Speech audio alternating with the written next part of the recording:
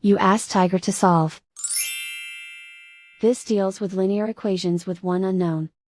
The final result is x equals 160000 over 1111. Let's solve it step by step. Simplify the expression. Simplify the fraction. Group the coefficients. Convert the integer into a fraction. Combine the fractions. Combine the numerators. Group all constants on the right side of the equation. Add 6,400 to both sides. Simplify the arithmetic.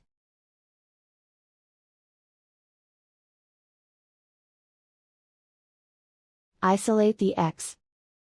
Multiply both sides by inverse fraction 25 over 1111. Group like terms. Multiply the coefficients. Simplify the fraction. Multiply the fractions. Simplify the arithmetic. And so the final result is x equals 16000 over 1111.